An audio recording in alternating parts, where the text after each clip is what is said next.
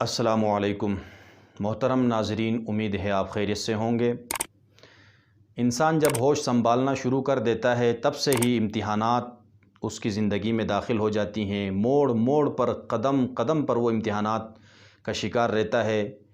School کے امتحانات ہو، مدارس کے ہوں، یا دنیاوی لیول پہ کوئی امتحان ہو، یا کسی جاب کے لیے، کسی نوکری کے لیے کوئی انٹرویو ہو، کوئی ٹیسٹ ہو، تو ہر موڑ پہ، ہر امتحان کے وقت، ہر ٹیسٹ اور ہر انٹرویو کے وقت انسان تیاری تو اپنے حساب سے پوری کرتا ہے، لیکن پھر بھی پریشان رہتا ہے کہ کہیں ایسا نہ ہو کہ کچھ رہ جائے، کچھ غلط جواب میرے زبان سے نکل جائے اور میں لکھ کے آ جاؤں تو پھر میں اس میں رہ جاؤں۔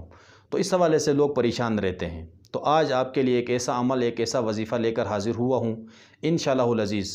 امتحان کے پرچے میں جانے سے پہلے، یا کسی انٹرویو کو جانے سے پہلے، یا کسی ٹیسٹ میں بیٹھنے سے پہلے یہ عمل آپ کریں گے تو آپ کا بہترین طریقے سے آپ کا ٹیسٹ بھی ہوگا، آپ کا انٹرویو بھی ہوگا، آپ کے امتحان کے پرچہ بھی بہترین جائے گا اور اعلیٰ نمبر آئیں گے، اور اللہ تعالیٰ آپ کی مدد فرمائیں گے۔ تو چلتے ہیں اپنے اصل موضوع کی طرف۔ وہ یہ ہے کہ آپ نے کیا کرنا ہے امتحان کے لیے جانے سے پہلے یا انٹرویو میں بیٹھنے سے پہلے آپ نے ایک عمل کرنا ہے۔ وہ کیا ہے؟ 21 مرتبہ آپ نے ایک آیت ہے قرآن کی، وہ افوض امری الی اللہ، بس اتنا سا، وہ افوض امری الی اللہ، یہ آپ نے کیا کرنا ہے 21 مرتبہ پڑھنا ہے، اور اس کے بعد حسبنا اللہ ونعم الوکیل 100 مرتبہ پڑھنا ہے۔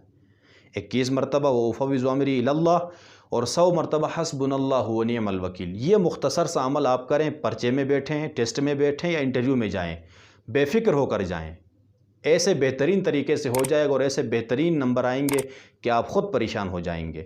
تو انشاءاللہ امید ہے کہ اس کو سننے کے بعد آپ اس پر عمل کر کے دیکھیں گے، انشاءاللہ آپ کو بہت زیادہ فائدہ ہوگا۔ السلام علیکم ورحمۃ اللہ وبرکاتہ۔